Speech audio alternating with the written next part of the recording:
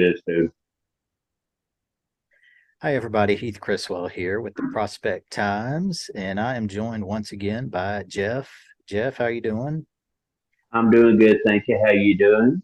Oh, I'm doing pretty good. Hey, tell people where they can find you on Twitter, I guess. Uh, Jeff Hewitt at Aggie Milkman 17. Give me a follow and I'll refollow. So There you go. You'll get a follow back from Jeff if you give him a follow. So give him a follow on Twitter. You can follow us at Prospect Times as well. Definitely appreciate everybody tuning in. Really hadn't been a whole lot going on since the last podcast, but this is episode number 6. So far, I would say it's been a success. So thank you for tuning in and watching. Help us out, give us a like, slam comment, that like button. subscribe, Slam that like button. slam it down. It can't come quick enough. We definitely appreciate it. Um, but Andrew Heaney was introduced by the Rangers. I think was that Thursday, Jeff? That was It was Thursday. Yep. Thursday. I liked what he had to say, but I think mostly I was kind of listening to what Chris Young had to say, and it kind of seems, Jeff, like we're going to be rolling with the current starting rotation that we've got. A lot of Ranger fans, it seems, on Twitter, kind of hoping that Rodon was, going to be joining the Rangers. Of course, that didn't happen, and and there's pretty much, I think, what Nathan Eovaldi left out there, Yeah, and he's got a and he qualifying comes, offer. yeah, he comes with another pick. So I think that's going to be too expensive, both monetarily and with the draft pick. That really we still need at this point. I think I'm kind of stingy with those. Jacob DeGrom was worth it, but I don't know. I do think they are done with the pitching though, just based on some of what Chris Young had said, and this is kind of paraphrasing, but um, he basically hinted that they think that they can compete with any team in the AL as far as their rotation. Now, granted, this is all assuming health, right? Because that's that's the big And plus, thing at he is this Chris point. Young. Chris Young's not going to say, "Well, we want to have the worst pitching staff in Well, no, I mean widespread nobody's. team." Yeah, So he's definitely going to say that we'll be up there. We'll match with the other teams in the AL West. absolutely. No, I agree. I mean, you're not going to sit there and say that, So that's you're right about that. But I sent out a tweet, just paraphrasing some of what he said. So this isn't exact, but he was talking about how they have high quality players, which we do. We have some high quality players. We do. Uh, they would be competitive with each rotation in the AL, and of course manage workloads. And also would not say that pitching is the top priority at this point, or at least starting pitching.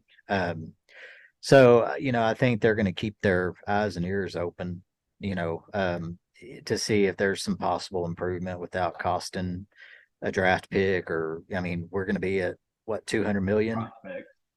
Well, yeah, prospects too, Because what the pitcher from Miami, Pablo Lopez, and then the kid with the ends with the A. That, Alcantara, I think it is yeah, something like something like that. that. Yeah. They were happy for everybody but the kitchen sink. Oh, absolutely. Well, as they should for him. I mean, he's, Yeah, I agree. but I don't.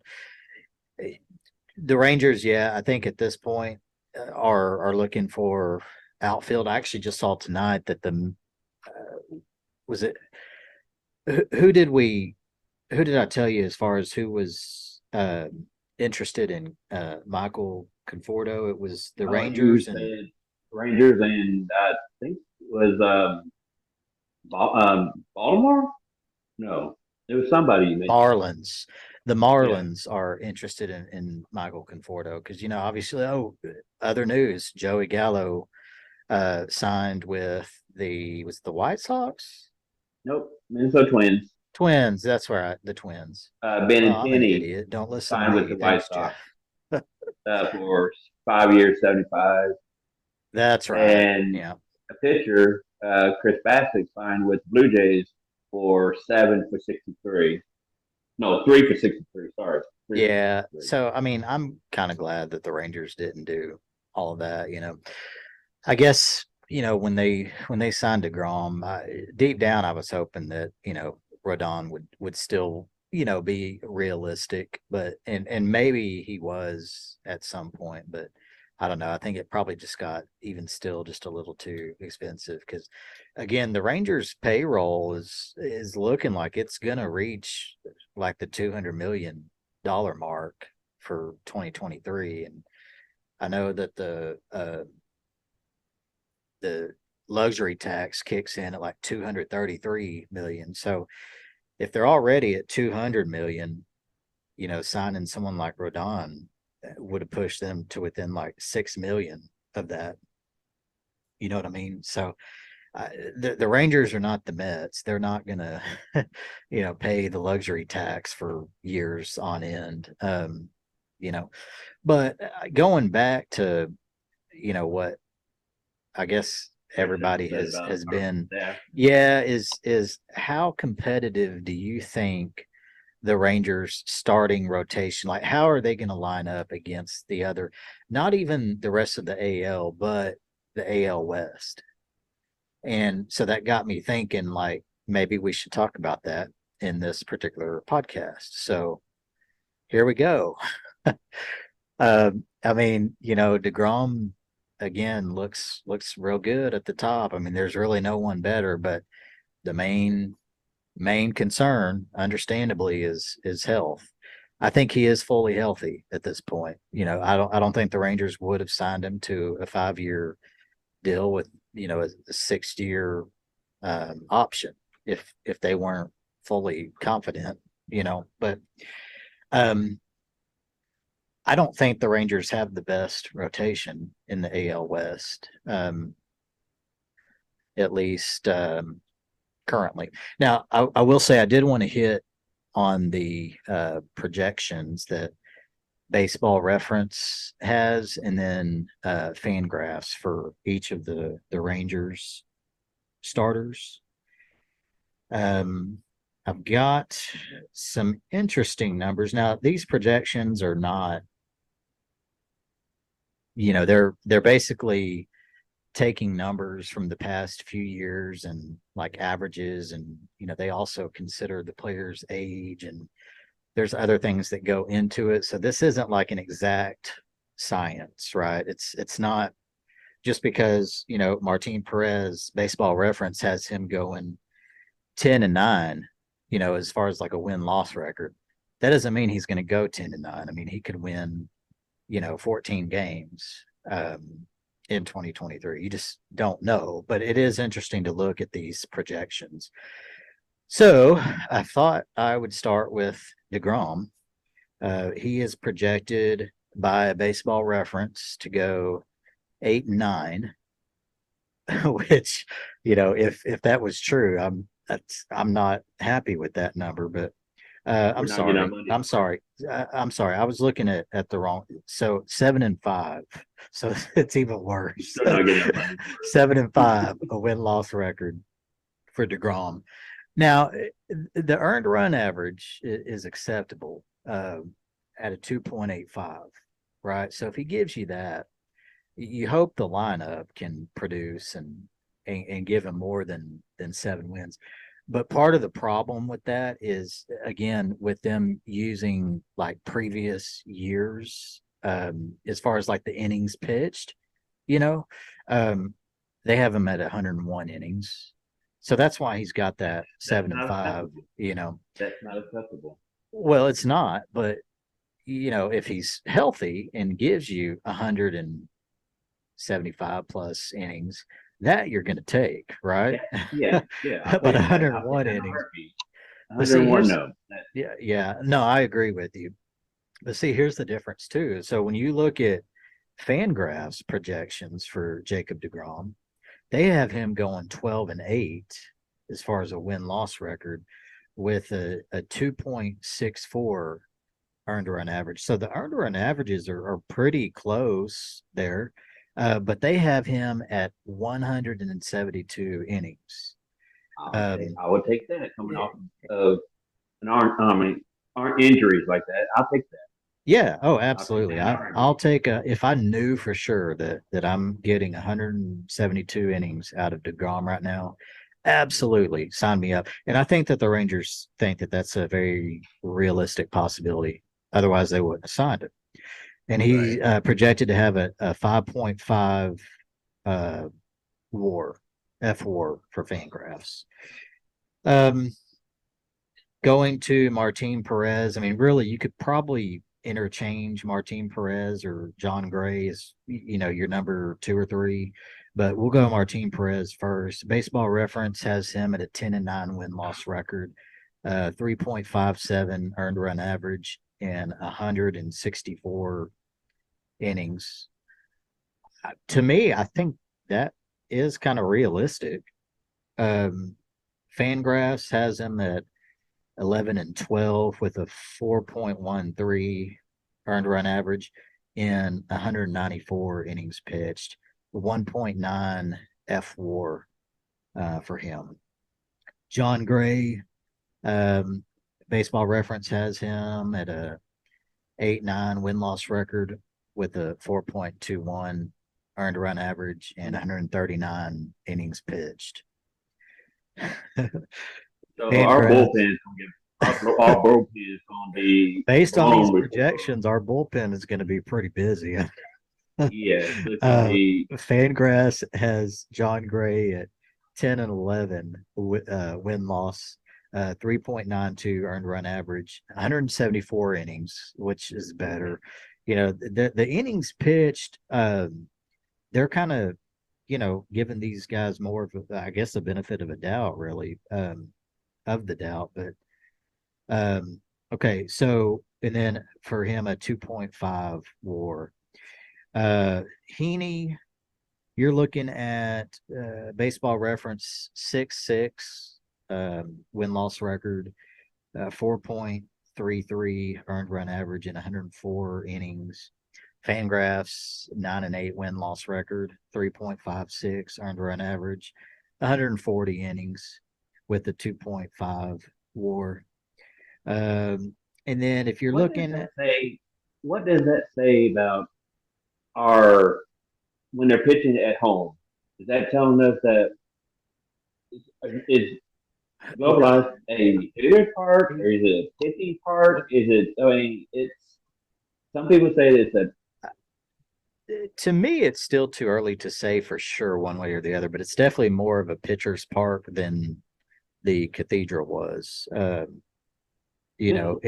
But but I mean, Good it's work for that one. yeah. So but yeah, it's definitely more of a pitcher's park than uh, the ballpark was. Now, so Cole Reagans, they have him a 3.5 win loss record, 4.16 earned run average, 80 innings. Fangraphs, three win loss, 4.11 earned run average, 52 innings pitched, with a .2 WAR. Dane Dunning, they have Baseball Reference has him going 6-9, 4.26 earned run average in 148 innings. And then Fangraphs, I'd like to see a little bit more innings now with him. I think he takes his gloves off of him this well, year. this is where Fangraphs kind of, I guess, slided him on it because they have less innings than Baseball Reference for him. But Hmm. so for Dunning, Fangraphs 6-11 win loss, 407 earned run average, and 108 innings pitched with a .9 WAR. So you got to figure, Cole Reagans and Dane Dunning possibly could take that fifth start, but Odorizzi will likely take it. Did I go over Odorizzi's numbers? Nah, you I didn't. can't remember. Okay. You didn't. Well, um, Baseball Reference has him going 7-7 with a 4.24 earned run average and 123 innings pitched. Fangraphs 7-8 win-loss record with a 4.41 earned run average, 123 innings pitched. So those are exact between each of those, and a .9 WAR. So If he got over 100 innings, that means he's going to be a start. He's not coming out of the bullpen. well, I think he could do both. I Yeah. think he could kind of be a swing man, really, as far as giving some starts and also coming out of the pen at times. But I think where some of these are going to come from is, with that fifth spot, you've got to figure that maybe he is penciled in, but if he doesn't have a great spring and, like Dane Dunning does or Cole Reagan's, they're going to take that fifth spot because you got to remember the Rangers are only paying what, like 2 million of Odorizzi's salary, right? Because of the money that was kicked in. So, I don't think that fifth spot is necessarily tied down to him at this point. Personally, I would like it if he came out of the bullpen. That's just me. Others see him as a serviceable, fifth starter, which, I mean, again, this all boils down to health for the Rangers. If the starting rotation can avoid, catastrophic injury or a major injury, I mean, you could see, I think the majority of these guys possibly getting double digit wins. I could easily see it from DeGrom. Um, Martin Perez probably give you 12, 13. DeGrom, you're probably expecting at least 15 wins from him. But Odorizzi and Heaney, I'm not sure about them. I mean, Heaney hasn't pitched, very much in the past few years, so between these guys, it's all health. But for this next exercise, Jeff, let's pretend and not even worry about health, right? As far as Okay. the Rangers, but you know how our rehab center is at Globe Life Field. Yeah, I mean, it's kind of an ongoing thing. A pitcher has to be previously injured to play for the Rangers, right? Well, okay, everybody else is rehab. um, But okay, so what how you will were the saying, Rangers fare against the other teams in the AL West? Now, well, I will say this goes in our favor too, and I guess it goes in every team's favor. Instead of 19 games against each divisional team this year, you're looking at 13 games. So that's six less games, or like you said beforehand, that's two series, right? So, I mean, that'll help out. That's six less games that we've got to face the Astros. So yeah. um, there's not a team that's gonna go. You're not going to go 500 against them. There's got to be a winner out of 13 games, right? Yeah. So, Unless playing against Oakland, but we're not going to go there. Never mind that part. um, so yeah, it just got me to thinking, and I think I've already kind of hinted around to it.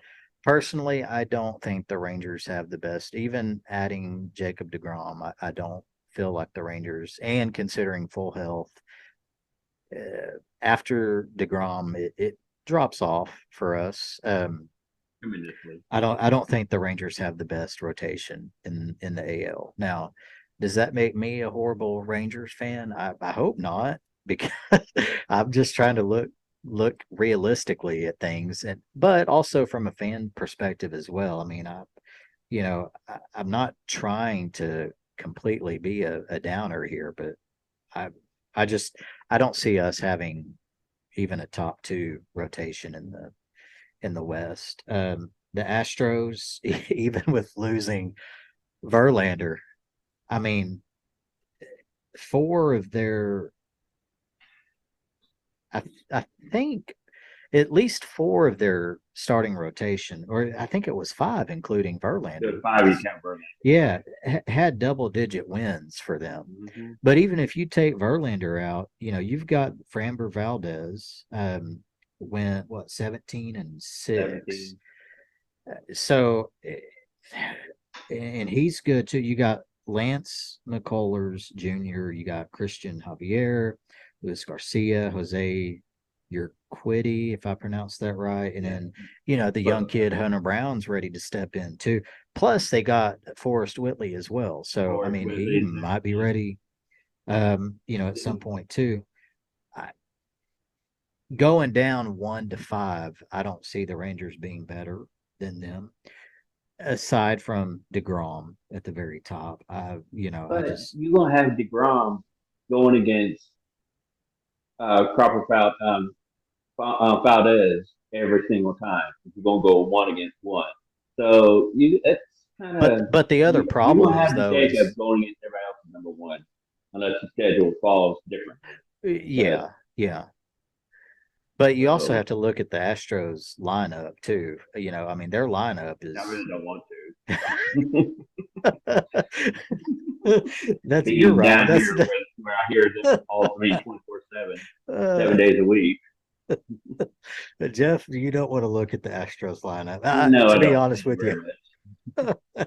oh, I don't either. And Let's they just say did we get didn't better, I lie think. about They got better at first base too.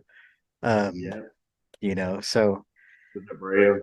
yeah, I mean it's the, again with the Astros, they're kind of the triangle, the perfect triangle with, you know, signing the right free agents, the player development, and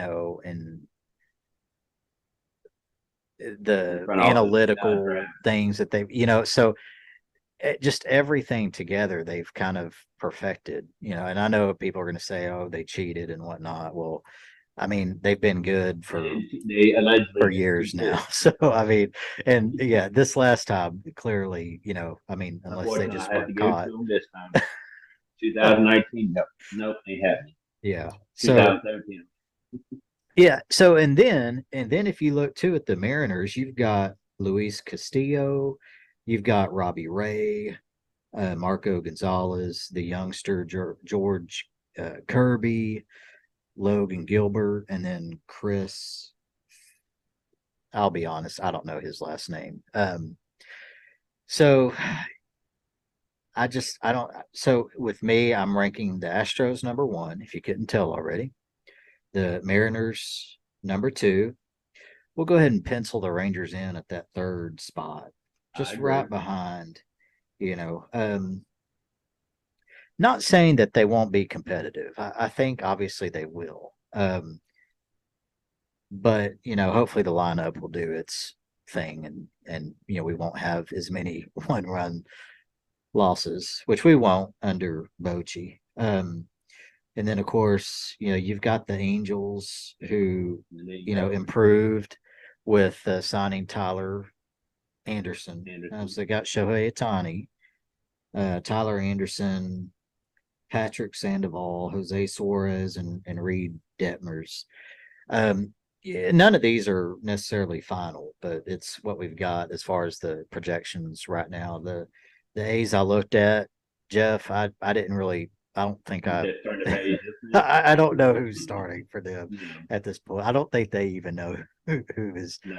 their starting rotation at this point. So we'll have them penciled in last. Do you agree with all that? I mean, would you agree with the Rangers Yeah, being number three in yeah, the yeah. West? And yeah, I agree 100% because they're right below Seattle, but they're a little bit they're further ahead of Anaheim or California or the Angels.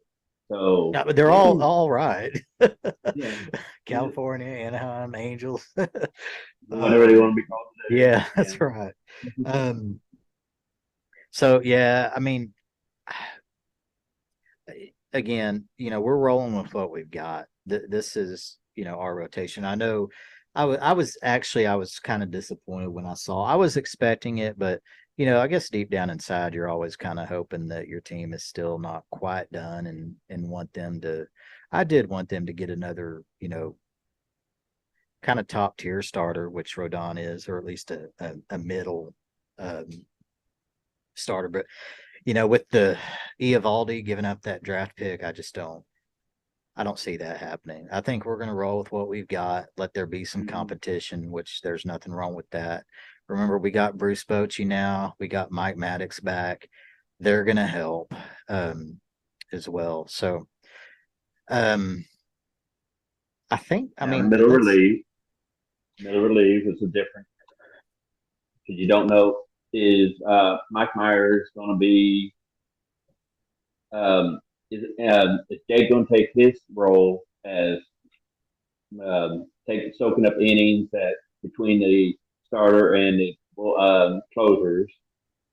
So it's who was not that that Mike you Myers. said? I say Myers, not Myers. Minor. Um, come on, Jeff. We were just talking about him just a little while ago. The Rangers had signed yet. Oh, Matt Moore. Yeah, you're Matt right Moore. about Come that. on, Jeff. Yeah, Here I see, am saying and that was Myers, the other but thing. Hey, it shit, happens to all of us, I don't know man. where that name came Uh, So yeah, that thank you for bringing that up because it completely slipped my. See, that's why I have you, Jeff, because from. without you, I'm lost. Oh, uh, okay, here I am saying Myers, and well, Minor, and everybody else. but still, I asked, and then you jogged my memory on it, so I wouldn't have thought about it if you hadn't brought it up. So, but yeah, you're right. That's the other thing that Young mentioned um, in the Heaney introduction was um, Matt Moore. Someone asked if they intended on bringing him back, and I think that's the intention, but it seems like they may not because his market is kind of heated up. It's I guess kind of gone where they didn't really expect it to, maybe because everything has been so these guys have been signing these crazy Outrageous contracts. money. Yes, I mean, yes. you're talking about every player. It's been pitching, it's been position players. I mean, I think was it Scott Boris that his players have signed like a total of like close to $1 billion in contracts this year. That, That's that's crazy. crazy. Boris is a rich man, by the way. Oh yeah. So yeah, I mean, it's just one of those things where you know, yeah, we're stuck with what we got, which isn't necessarily bad. I do tend to agree with the fans, that say that we do need another starter. I just just us as Ranger fans, we kind of, with the pitching situation, we're not used to having an ace, and we're not used to having these nice, shiny toys that, at least that we haven't traded for. We So haven't had a homegrown. We would talk homegrown ace, no, we Derek haven't. Holland, but he was a third starter. So we haven't had one since what was it, Well, Gavin Brown and yeah, Bobby and Witt. that's kind of where we were talking about earlier before we even started recording. Like we looked at George Kirby's for Seattle, his numbers in his rookie year. I can't think of a Rangers rookie that has ever been that successful in their first year, because he went, what, 8-5 with a 339 earn run average. Something I lower mean, than 4 yet. yeah. So, yeah, I can't think of anything.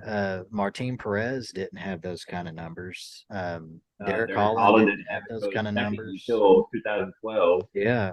Yeah. So, Colton I mean, Lewis, but he didn't.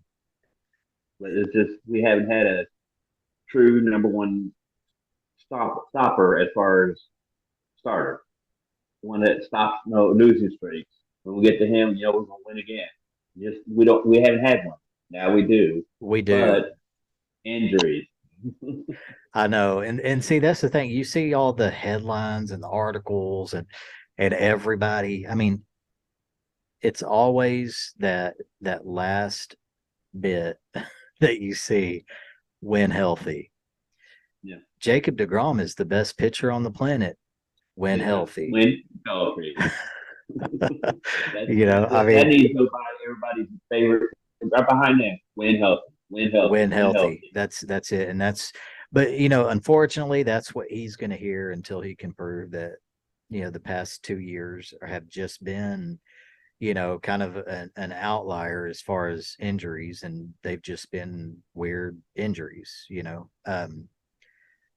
All his numbers, though, I mean, he ended the year strong. Like I said, I fully believe he's 100% healthy, ready to I go. think And so. I think if so we could too. keep him that Well, way, we got a good deal in him. If we can keep him that way, even if it's only for a few years, I'll take the last 2 years as long as we can uh, win a championship with him. During that's all those I want. first I three want a ring. years. That's I want right. a ring. That's what I Yeah, want. I absolutely. want to put a banner out there. Yeah, and honestly, with and you got to think too that yeah, we do have some unproven guys that are coming up, in the farm. Owen White, Cole Wynn. Um, That can. Also, the other that we were talking about too is Chase Lee. I mean, he's reliever, but he could see Arlington at some point this year. He's lighting them up in Frisco. Um, so I don't know. I could see him possibly being a bullpen piece at some point. We have arms in the minor league. We got arms that can throw 100 miles per hour. We got arms that Mark Church. Um, we got kids that is in down east that's going to be up in Hickory at high age coming up. So it's going to take patience We'll as see long as we some of don't these trade them. guys in the next year or two. Definitely Chase Lee, I think we'll see in Arlington for sure, and Yeah, and I, possibly I Cole think Wynn too.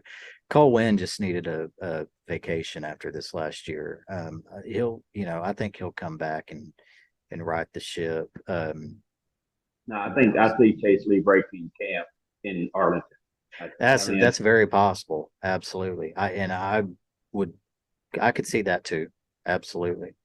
I mean, the Rangers bullpen is probably the last piece. It seems like that's always the last piece that they try to address, which is a lot of internal guys, and bullpens seem to kind of be like a revolving door every year, for the most part. I mean, but we'll have what Hernandez, Brock Burke, and then Leclerc, um, at the end to kind of close things down for us.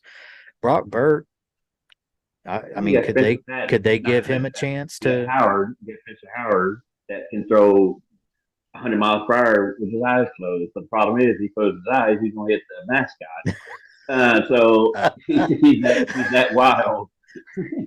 So you just don't know where. I Oh, mean, Jeff, man. from Bull Durham, you don't know where the pitch is going to be.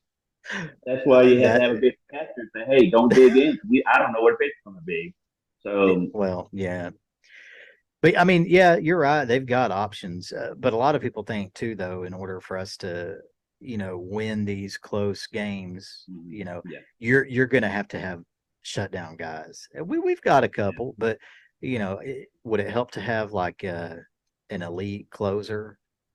Yeah, I think it would. Do we have that guy currently? Possibly, but I don't know. I do think the Rangers are going to be, looking at trades, but I don't know that they come soon.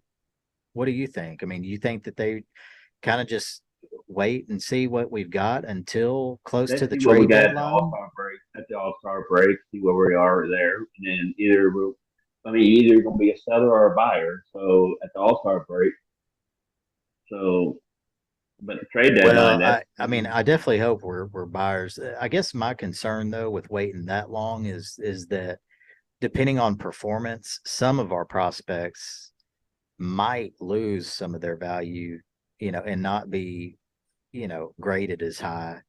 Um, one season, I don't know that it really affects it that much, but that's just kind of a concern of mine is that if we wait too long on some of these guys that just we know don't have a position, with the Rangers, uh, you know, because they're blocked, because they're like all our blocked. Yeah, injuries. Yeah, like why hold off on trading? But then I can also see the other side where you want it to be the right scenario. You don't want to trade for something you might not necessarily need right now.